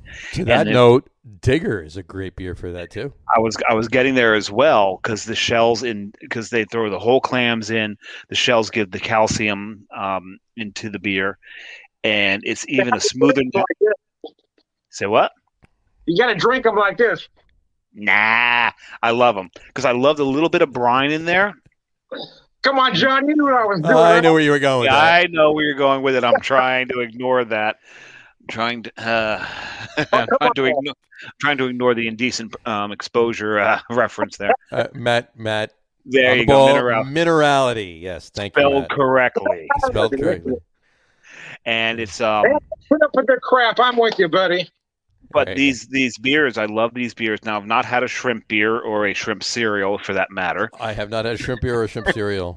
Although I did have a shrimp po' boy the other day, which was dynamic. And for lunch today, I had some shrimp and avocado sushi. Dynamite. I didn't mean dynamic. I meant dynamite. It was dynamic. It was dynamic. I'll say it again, beer whisperer. We stepped all over you there. No, I said with some wasabi, that'd be perfect. Oh yeah, no, I put wasabi in everything. I put wasabi in my ice cream. Yeah. The amount I always ask for like triple the amount of wasabi with my sushi. So I could eat wasabi on its own. So it's good. But the oyster stout, it's one of those things where, again, it can be a mind fuck. So we've mentioned Meathead, also my friend Jason on the show before, and I mentioned oyster stouts to him at one point, and he said, "Never give me one." Then he paused and he said, "Or at least don't let me know that you gave me one." Right. So I had gotten a beer called Pearls Before Swine. Mm-hmm. And gave that to him. Didn't tell him what it was, and he really liked it. He starts drinking it, and he's like, "Man, I love how silky this beer is, and I love there's it's a little bit of saltiness to this as well. It really helps enhance all the flavors in this."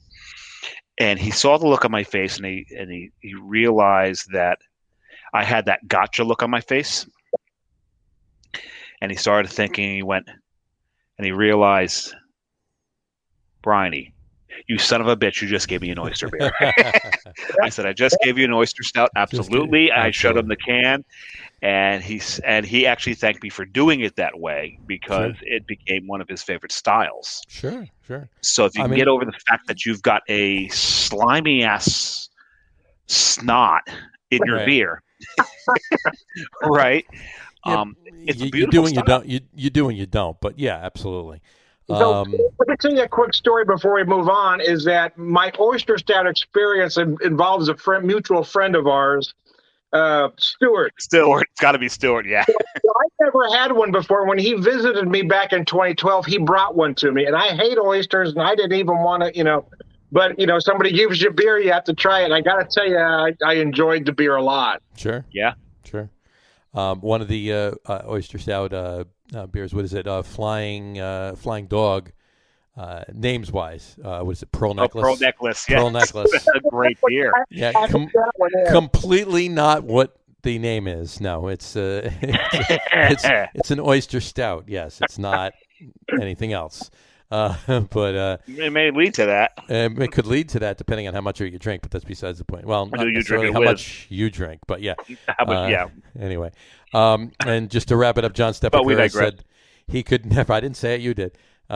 He could never bring himself to try one, and then you had mentioned that you got Meathead to try it the way you got him to try it, and he said exactly. Yes. So that's the way you got to do it, right? So John, we got to give him to a bottle share and slip him one.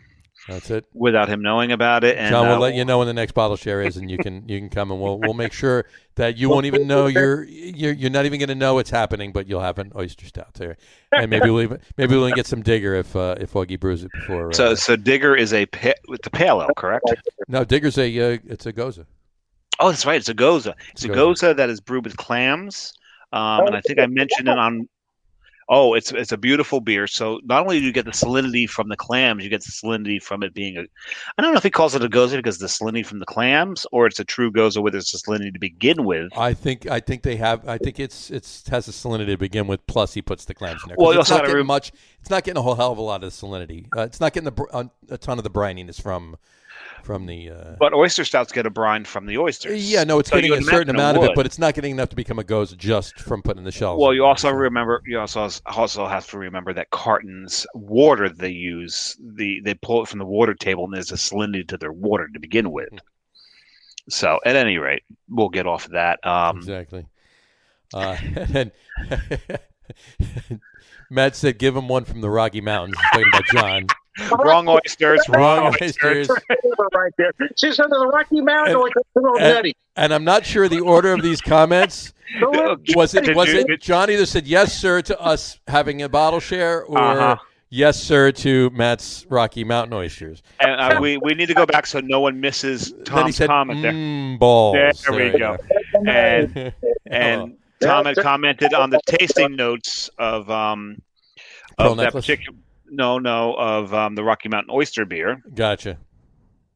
Go ahead. What was your tasting note from that, Tom? The what? The tasting note from the Rocky Mountain oyster beer. Was a little nutty. Yeah, there you go. It was a little nutty. Yeah, exactly. I have to admit, I did have a Rocky Mountain oyster stout, Wynkoop. Yes, Wynkoop. Had it at Wynkoop in Denver. Wow. Yeah, and when in Rome, it's there. I'm like, I would try it. All right, I got to try it. It was actually good. It was a good beer. And Wynkoop used to have a contest every year that they would announce the craft beer drinker of the year. Remember that? Yep. Yes, I do. And man, the things that you had to go through to qualify for it. At any rate, we were going to segue into the back to the segue. Let's go back to the comment that Kerry put up. It's not a segue. Well, we're using it as a segue tonight. Yes. Is it really a gimmick, or could it be considered a seasonal? And we had said if they brew it again next year at the same time, then it becomes a seasonal. So speaking of seasonals, and I'm going to turn off this particular crawl here because we're going to this particular crawl. There it is. There we go. Whatchamacallit? Our top 3 list tonight is top 3 spring seasonal beers. Top 3 spring seasonal beers. Originally, when it was just posed, we talked about doing spring seasonal styles. But since there are only like 2 or 3 spring seasonal styles, we'd all have the same things. Oh, come on.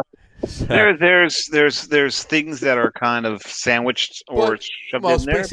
There's spring seasonals that don't fit into any of spring seasonal beers that don't fit into any of those spring seasonal styles. Well, that's what I was getting at. Yeah, is that a lot of beers you can throw in that. Yeah. Yeah. So seasonals they can be in any particular category. If they come out in the spring, then they're spring seasonals. So since this was Tom's idea, we're going to let him go first. Let him go first. Actually, absolutely. Well, yeah. Well, I'm going to crack my third beer, which what was one of my beers tonight, the 1842.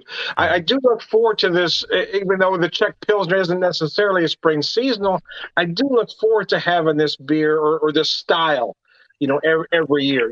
As much as I love the imperial styles, anything chucked in a bourbon barrel, oh my goodness, I'm in. But when the weather starts getting warmer, I love a good Czech or even a German Pilsner. The other one, again, I want to talk about this particular IPA because of the light fruity notes. Tom, I'm going to interrupt you for a second here because I'm an absolute dope. Hold up 1842 again. I just now this second realized that's the goddamn Czech flag as their label. Sure. Yeah. I didn't see that the first time. You just got that? I just got that. Absolutely. At any rate, so move on. Sorry. An IPA, not necessarily a seasonal style, but this particular style of IPA lends itself to a seasonal. I will talk about that a little more later. A little bit. So the third beer, which I'm pouring right now, is a 32-ounce growler from Show Me Brewing, which is basically a home brew shop that brews. It has 12 beers on tap, brewing 10 gallons at a time. And this is a double IPA they call Hungry Bear. Now, why would I think a double IPA is a spring seasonal? Because it is basically their interpretation. It's a double IPA that uses honey. So it's basically their interpretation of Hop Slam, which comes out every spring. Sure. Yes, Which it is why does. I stuck this in the mix. You see what I did there? I took a little liberty. There you go. And But look how beautiful that beer is. Look how that pours. Tell me that ain't gorgeous. that is a beautiful beer. That is a great This one pour. comes out 10.3%, about 100 IBUs and change. Really. And if I was drinking this next to a Hop Slam, I would take this one every time. Really? And from the from Show Me Brewing, and Missouri is the Show Me State. Yes.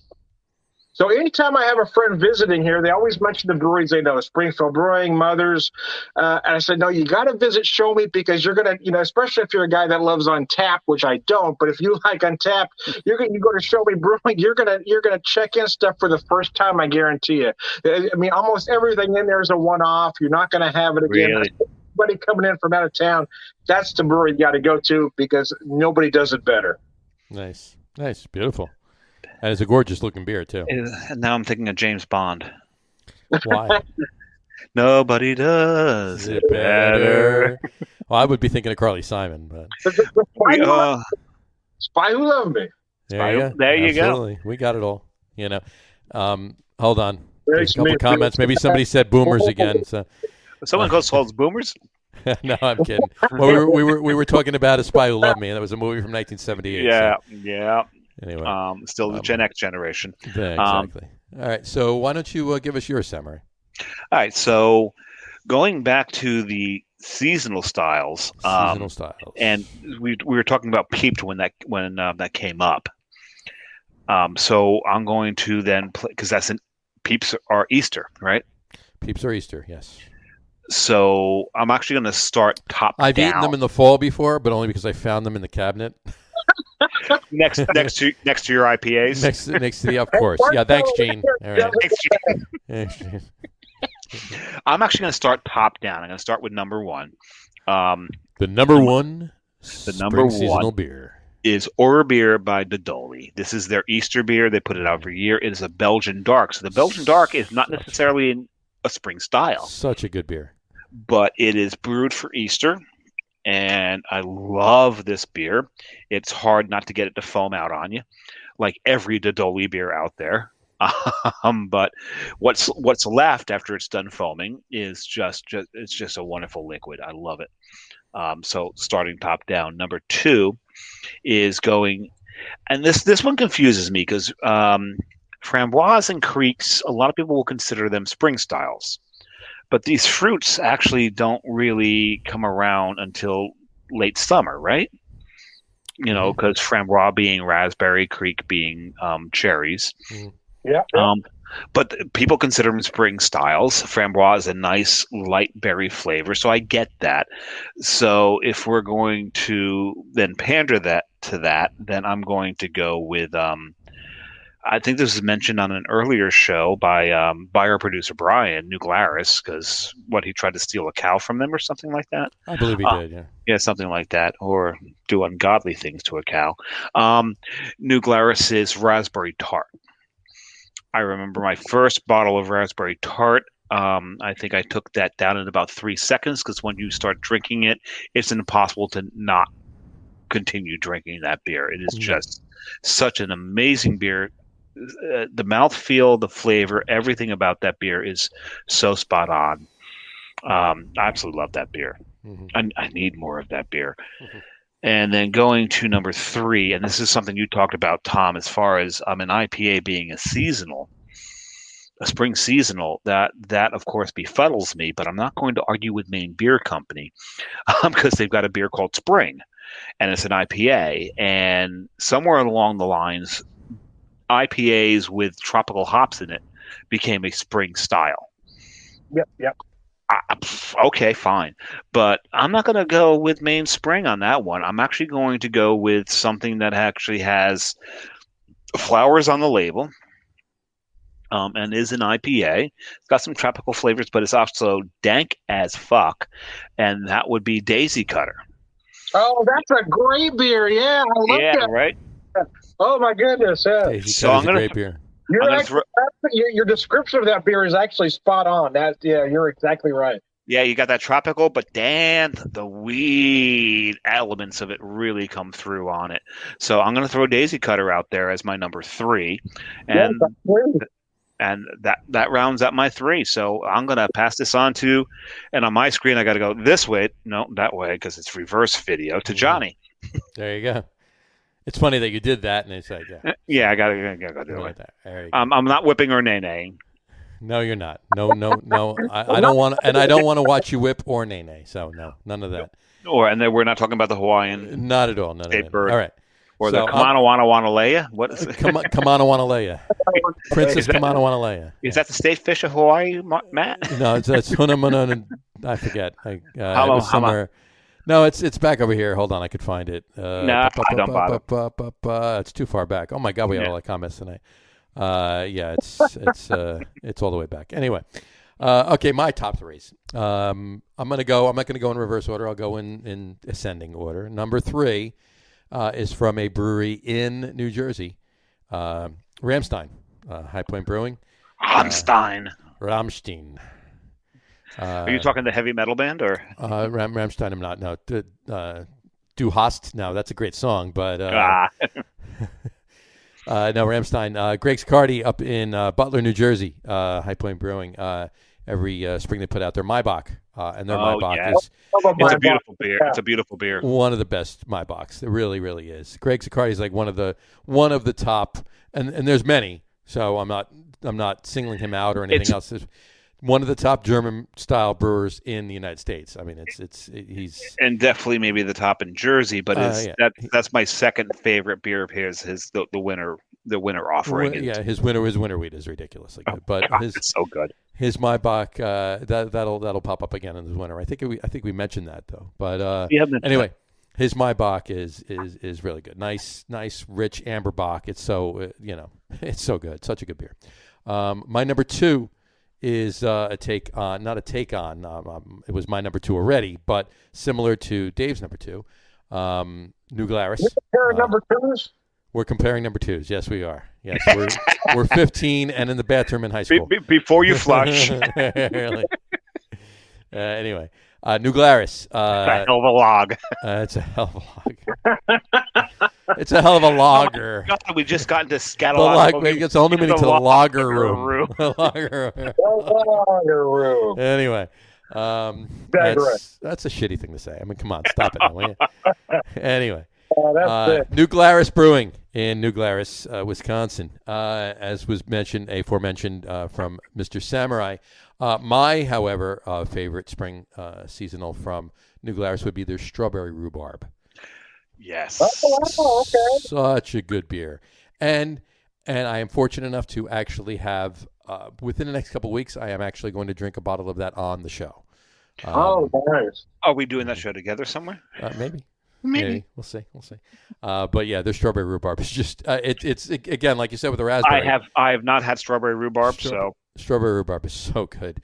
It's one of those beers where like if you look, you're taking one sip of this beer. That's how good this beer is. It just no, I don't mean you're taking one sip of it and throwing it out. I mean you're taking one sip of it. You're done. That's the way I was with raspberry tart. You're done. Yeah, exactly right. And then my number 1 numero uno spring seasonal would be a Belgian beer from Belgium. A Belgian beer from Belgium. Belgian beer from Belgium. Well, there are Belgian beers. Oh, so you must be talking. So you're talking about full. What's that? What's that one from Denver with Moon in the title? Moon. Which one? You're thinking? No, keep going. Were you going for a joke? I forget. I don't know. I was going for a joke. Anyway, okay. Belgian beer from Belgium. Head Anchor Head Anchor Brewing. It's their Guten Carolus label. Guten Carolus. Their Easter beer. Their Easter beer is just Easter, phenomenal. not oyster. Easter, not oyster. Not oyster beer. Easter beer. A whole different flavor altogether. A whole different flavor whatsoever. It's a Belgian dark, Belgian strong dark. It's again like we said, it's not like a spring like beer. Like beer, yeah. It's not a spring seasonal style, but it's a spring seasonal beer. Apparently, this is a spring seasonal style in Belgium. It's the Springfield style in Belgium, exactly. Yeah, the strong dark with or without oysters. with or without them, yes. But it's so good, and it is my second favorite Guten Carlos beer. When we do our top 3 Belgian beers, my number 1 Guten Carlos beer will be mentioned, but we'll leave that for that particular. We may one. have to have Potensky back on the show for it goes without saying that Matt's going to have to be on for. Because we know what will happen is we will probably break his brain. Probably. But, so there you go.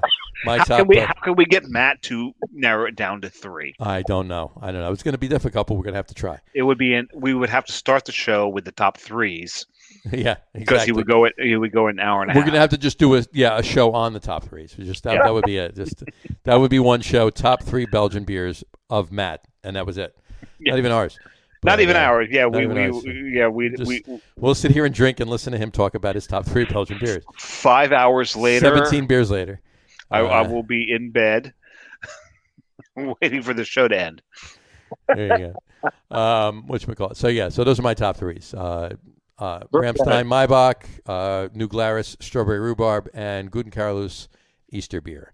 A couple comments to catch up on. We got Matt's top 3. He just gave us his top 3 styles. Maibach, Hellesbach, and Bach Strength Helles. So Maibach, Hellesbach, a.k.a. Maibach, and Bach Strength Helles, a.k.a. Maibach. So Matt doesn't like Maybach at all. Not at all. And John said, Matt likes Maibach, if you didn't notice. Yeah. We may have noticed. And he says his are Kolsch and fruited wheat. And he also said Matt is a Belgian beer guru snob. Maybe a little bit.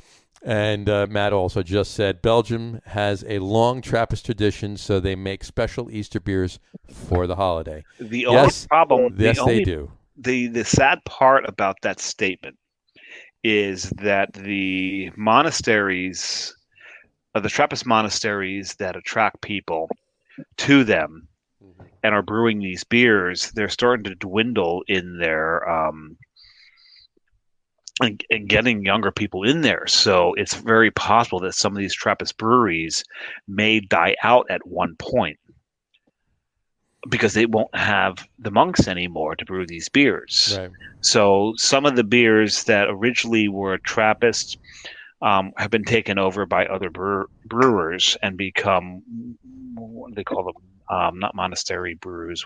There's a name for the ones that are originally monastery brewed, but have been are brewed outside the monastery. What do they call those? Matt, jump in on this. Yeah, Matt knows what I'm talking about.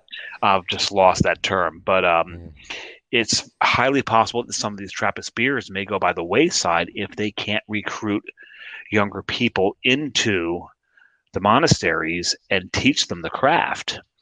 A lot of the brewers now in these Trappist breweries are well into their 60s and 70s. Abbey ales. Thank you. Yeah, the Abbey ales. So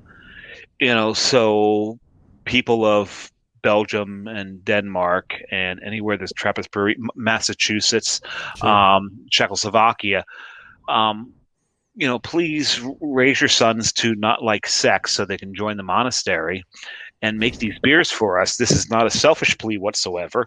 Not at all. No. But we need these styles to exist, and not as Abbey ales, as true Trappist ales. It'd be a wonderful thing. So, absolutely, they're so good. And you mentioned Massachusetts. You mentioned Massachusetts too. Spencer. Of course, you're Spencer. Of course. Yeah. But I concur. But yeah, it would be a wonderful thing if that tradition were able to continue. And you know what? I hope to some extent that it can. Maybe not to the huge amount that has been in the past, but at some point they'll be able to continue with it. But I never did announce my third beer, did I? Yeah, you did. No, I never announced it. No, it's the Prairie Artisan Ales Vape Tricks. Oh, you never announced your third? I thought you meant your third top 3. No. No, you never announced your top. You never announced your. And again, this is as close to. Why does I keep drinking pink beers? Your guess is as good as mine. I really don't know. So this is sour aged on cherries. Because like we mentioned creeks, so this was supposed to be a segue, but Kerry segued it better than I would have. And Matt said we need more in America. I'm sure he means Trappist beers and not pink sours. No, not pink. No, not pink sours. Just saying. Yeah, good luck getting Americans to give up sex to go into a monastery and brew beer for the likes of you and myself, Matt. It's all in the sales. Or me and Tom. Don't forget about me and Tom. Me and Tom will drink the. It's like telling. I've got a lot of Muslim friends that I tell them, never, never, never, ever taste bacon. If you ever taste bacon, you're done for. And so it's the same thing with the younger people joining the monasteries. Yeah, sex is awful. Don't just trust us. It's awful. Go to the monastery, brew beer for us. That's all. That's right. Yeah, that's all. Please. Much better use of your time. Yes, much. There you go. It'll cost you less in the long run. Exactly. So we've got through a show without drinking whiskey. We did get through the show without drinking whiskey. We did. Or have we? Or have we? Are you going to pour yourself a couple fingers there? I've been trying to hold back, but I can't do it because I want to talk about this particular whiskey. Right. Please do. In Columbia, Missouri, a couple weeks ago. It's a very small craft distiller called Dogmaster, and this is their aged whiskey. But what I love about this is the mash bill. It is 40% corn, 20% oats, 20% wheat, and 20% barley. Yeah, so it's the oats. There's no rye in this. So there's no rye in this, Tom. No rye at all. So this is not a bourbon. No, it's only 40% corn, so it couldn't be a bourbon. Yeah, it couldn't be a bourbon. And there's oat in it. There's no oat in bourbon. No. John says he has a bottle of Habiki looking at him. Well, what the hell? Here's the thing. I do have a bottle of their bourbon. Now, their bourbon has 60% corn, but it also has 10% oats, and it's just interesting as hell. Yeah. So how do they label that a bourbon? Well, because you've got the right amount. You got the right amount of corn. So anyway, whether you two want to join me or not, you sons of bitches, I wanted to talk a little bit about that one because I thought it's just a very interesting mash bill with those oats. Oats really is the wild card, but it also has 20% barley. So, and I know I'm actually intrigued by the bottle that John has teased us with because Asbury Distilling is Asbury Distilling. Yeah, Asbury Park Distilling is right down the road from a few double of my barrel favorite bourbon places. whiskey, and it's finished in used gin barrels. Oh, really? So you got some botanical notes, right? Oh God! And John is such a gin whore, and he will admit to that. I am a huge gin whore. Yes. Yeah. I actually have. I'm about to. I have a gin kit downstairs. I'm about to make some of my own. So I'm pour myself a little bit right now. So John, a gin you need to seek out is from Tom's Town in Kansas City. Okay. They have their regular gin, but they do a barrel gin that's just amazing. So seek that one out. Find a friend that can get one to you. I will. What is it? Tom's Town in Kansas City. Yeah, Tom's Town in Kansas City. You're not the Tom in that, are you? Tom's Town in Kansas City. Well, actually, with a little luck, I might be going through Kansas City a little later this year. So maybe if I can't find one, I'll pick it up myself. It's like a speakeasy kind of feel. It's a great. Asbury Park Distilling actually does a barrel aged gin, and I've actually been there. They've actually made an old fashioned with their barrel aged gin instead of their bourbon. Really? And it was amazing. It was amazing. It was an old fashioned. It was an old fashioned with botanicals, is what it was. It was really different and really tasty. So I want to join you guys, but I got this thing about not being hypocritical. So at the beginning I said there'd be no whiskey, so I'm not going to do a whiskey, but I will throw a spirit down. I'm going to do a Tres Generaciones tequila, the Añejo. I'm going to pour myself just a lot less of what I did the last time on the show. You poured about 6 times that amount last time. A 2-ounce pour, and that's all I'm letting myself have today. Yeah, That's it. because work in the morning needs to happen this time. I got too much going on. And Tres Generaciones. I need the list there.